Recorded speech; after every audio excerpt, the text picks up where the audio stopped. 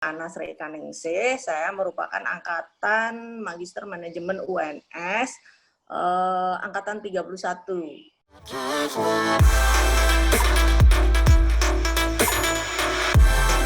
Assalamualaikum warahmatullahi wabarakatuh. Selamat siang rekan-rekan official UNS. Bertemu lagi dengan saya Nabila Ribarisa dari angkatan 49 di segmen Alumni Talk. Kami akan mengajak rekan-rekan official UNS untuk bertemu dengan para alumni dari Prodi Magister Manajemen Fakultas Ekonomi Universitas 11 Maret Surakarta. Nah, pada siang kali ini kami kedatangan tamu yang dari jauh banget ini. Selamat siang, Ibu. Selamat siang. Sehat? Ya, sehat. Amin. Assalamualaikum. Waalaikumsalam, Ibu. Langsung saja, Ibu. Tak kenal maka tak sayang. Boleh perkenalan dulu, Bu?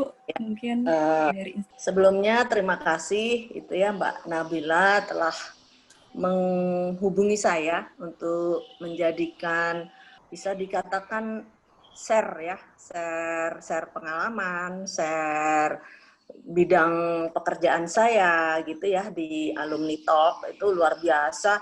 Ini merupakan hal yang gitu ya, karena bisa langsung mungkin nanti didengarkan oleh alumni kita yang lainnya.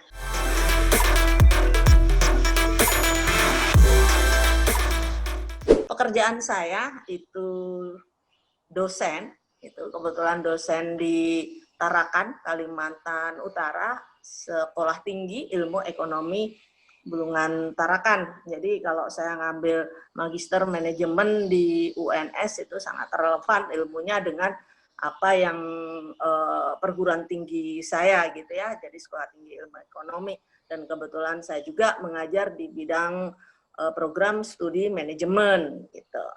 Nah, bagi saya dosen di era pengetahuan sekarang ini itu dengan perubahan paradigma pendidikan, dosen itu memiliki tugas yang tidak ringan gitu ya.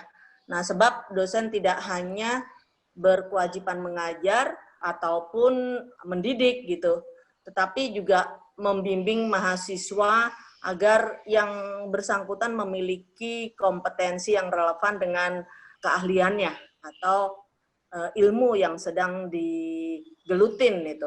Jadi agar memiliki kompetensi sehingga pada saat itu keluar dari perguruan tinggi itu sudah bisa dipakai ilmu pengetahuannya untuk di dunia kerja itu, dan tugas dan harapan juga sebagai seorang dosen gitu ya. Jadi tidak hanya sekedar mendidik, akan tetapi juga memiliki tanggung jawab pengembangan ilmu, pengetahuan melalui penelitian dan kegiatan pengabdian masyarakat yang semestinya dilakukan terus-menerus oleh seorang dosen gitu ya. Kenapa harus melakukan itu? Nah, bagaimana dosen akan dapat membimbing siswanya jika si dosen sendiri tidak melakukan atau menemukan sesuatu yang baru gitu ya, sehingga ilmu pengetahuan atau ilmu yang kita terapkan kepada siswa itu terus berkembang. Itu mungkin Mbak untuk dosen itu sendiri. Ya. Agak selalu relevan ya Bu ya. Ya, agar selalu relevan. Dan temuan akademisi itulah sebenarnya, atau akademis itulah yang kemudian menjadi kekuatan akademis lembaga dan institusi pendidikan di mana si dosen itu bekerja atau mengabdi dalam dunia akademiknya. Berangkat dari situ nih Bu, Ibu kan seorang dosen. Tantangan manajerial apa yang Ibu temui di lapangan Bu?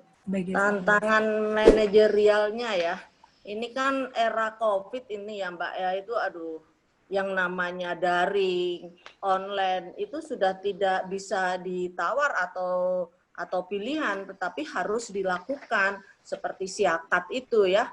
Nah, karena COVID-19 ini mengubah tatanan kehidupan tidak terkecuali di dunia atau kegiatan perkuliahan di perguruan tinggi gitu. Nah, tentunya yang harus dilakukan oleh seorang dosen maupun perguruan tinggi itu sendiri, itu kuliah online, daring, itu juga sudah menjadikan ketentuan dari pemerintah, sehingga perguruan tinggi harus menyediakan itu. Nah, jadi tidak hanya tantangan manajerial mengenai SDM-nya saja, tetapi juga sarana prasarana itu juga jadi tantangan. Dan itu akan mengikuti dengan finansialnya gitu ya. Karena SDM perlu juga pelatihan. Apalagi perguruan tinggi yang mungkin tidak disupport dengan finansial yang memadai. Nah, perguruan tinggi yang kemarin mungkin terlena dengan tatap muka tanpa melakukan itu, atau misalkan hanya LCD dan laptop dari si dosen itu sendiri, itu sudah sekarang tidak relevan sekali. Jadi tantangannya yaitu tadi SDM si dosen itu sendiri, untuk bagaimana menggeluti platform-platform yang ada yang bisa digunakan dengan efisien dan efektif tentunya ya. Tapi kan yang cocok pada perguruan tinggi yang akan digunakan itu kan tidak semua platform itu bisa gitu. Nah itu, terus kemudian itu harus dibarengi dengan finansial, kan perlu juga anggaran baru untuk hal itu gitu ya.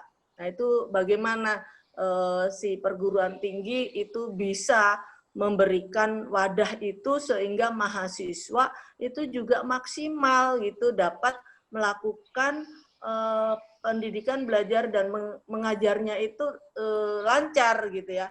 Nah itu tantangan-tantangan bagi kami, bagi seorang dosen, bagaimana bisa menciptakan suasana yang nantinya nyaman, karena ini akan seterusnya kemungkinan itu akan berlanjut lama dalam perkuliahan daring itu.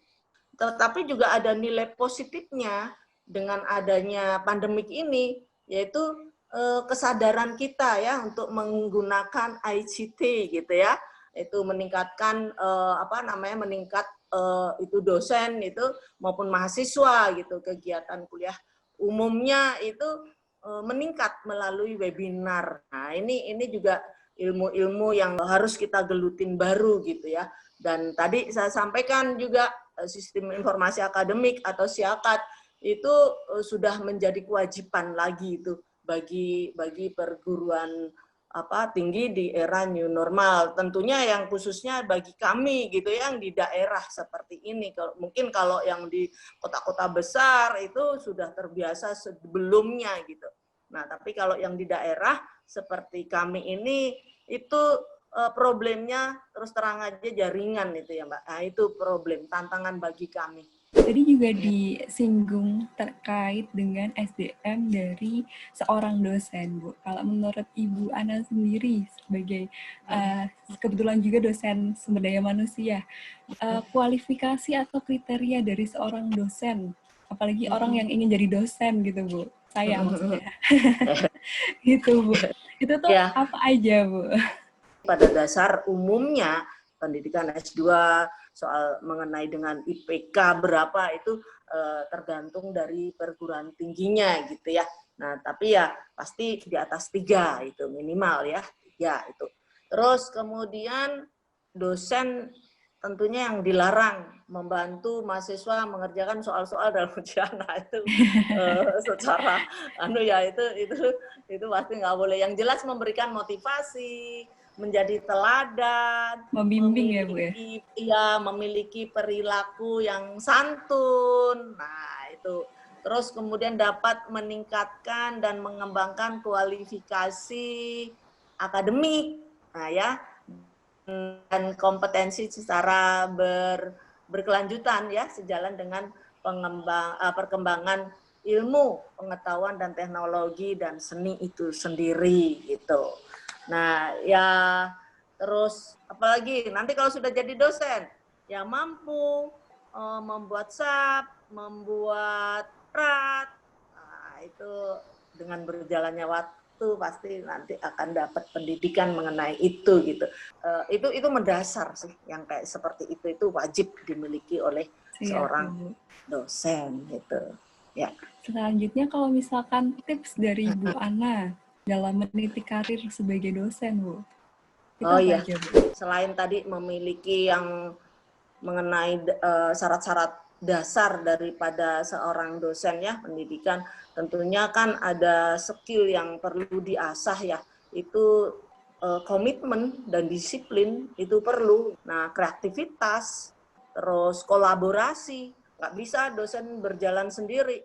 Tentunya dengan ada antar perguruan tinggi, antar teman sejawat, itu perlu adanya kolaborasi. Terus kreativitas itu diperlukan, apalagi di era pandemik ini. Itu kreativitas sangat-sangat diperlukan, bagaimana bisa menjadikan ilmu kita itu diserap dengan baik. Nah, itu perlu. Dosen juga perlu sering membaca, rajin yang tadi itu mengimplementasikan ilmu pengetahuan melalui bidang penelitian. Terus kemampuan beradaptasi itu juga diperlukan, karena di era seperti ini kita harus bisa beradaptasi. Nah, beradaptasinya seperti apa ya? Tadi dengan adanya COVID itu kita perlu daring, kita perlu online. Nah, kita nggak boleh gaptek. Mungkin dulu orang bilang Facebook untuk apa, IG gimana, kayaknya nggak penting, baik itu cuma medsos. Sekarang itu sangat diperlukan untuk di perguruan tinggi, untuk menyuarakan, untuk mempromosikan. Bagaimana kita bisa melihat, karena generasi milenial itu rata-rata memiliki itu semua. Jadi kalau perguruan tinggi dan dosen tidak ke sana, itu juga tidak akan dilihat seperti apa sih, sudah sejauh mana sih keberadaan dari perguruan tinggiku, dosen-dosenku. Nah, seperti itu ya. Terus kemudian kecerdasan emosional, itu juga penting bagi seorang dosen. Kalau kita temperamen juga sulit, itu bagaimana kita bisa merangkul mahasiswa. Apalagi untuk di era COVID ini, lebih lagi satu lagi itu yang perlu diasah lagi, keterampilan dalam mengatur keuangan. Keuangan. Untuk sarana dan prasarana tadi ya Bu ya? Iya, tapi saya rasa akan lebih hemat deh kalau di kayak gini. Mungkin biaya besarnya di sarana prasarana di perguruan tinggi, tapi untuk dinas luarnya dosen untuk apa itu kan sudah terkurangi gitu ya. Itu kalau meniti karir ya, itu tadi ya. Kalau saya sih terus belajar apa saja, apalagi itu dosen, tidak hanya satu bidang gitu. Terus kemudian kinerja baik, bekerja keras, ya istilahnya itu ya, bekerja keras itu bukan berarti yang teknik, kerja keras tidak, tetapi dapat mengelola waktu. Nah, manajemen waktunya itu bisa diterapkan baik untuk rumah tangga, untuk pekerjaan, dan untuk diri sendiri ya. Refreshing itu kan juga perlu gitu ya, supaya kita juga tidak hanya tertekan pada pekerjaan saja gitu ya. Terus kemudian ya tentunya tanggung jawab kerja, terus tata krama itu perlu, karena ilmu tinggi kalau tidak dibarengi dengan attitude juga sama saja merusak diri sendiri. Itu kalau saya seperti itu. Terus kemudian integritas itu perlu juga ya, integritas karena hal-hal seperti itu justru kadang integritas itu kita suka melupakan gitu ya.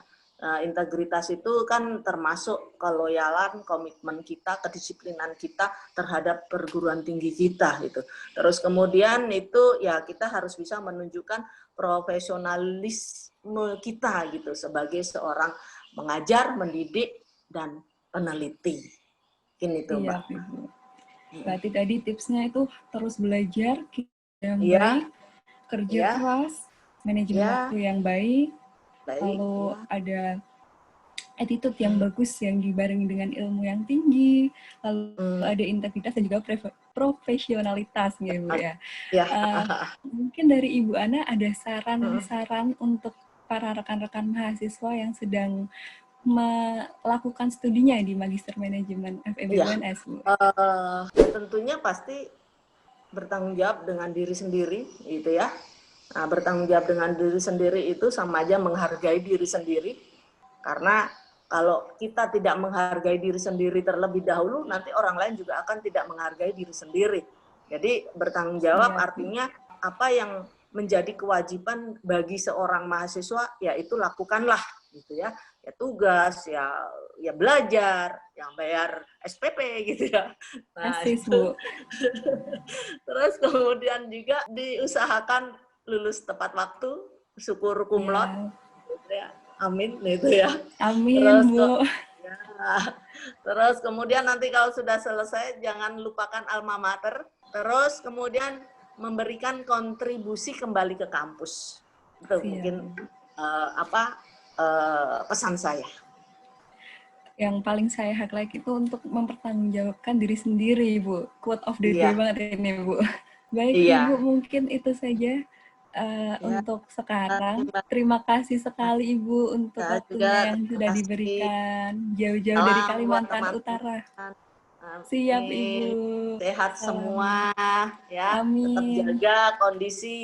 Jangan lupa cuci tangan, pakai masker Siap. ya. Ibu juga nggak sehat-sehat selalu. Semoga Amin, selalu amin. bahagia. Amin. Salam untuk Amin. keluarga nggih, Bu. Terima Ye. kasih. Sampai jumpa di lain kesempatan dan juga rekan-rekan selamat kembali meneruskan rutinitasnya dan juga kembali lagi di Alumni Talk selanjutnya. Terima kasih.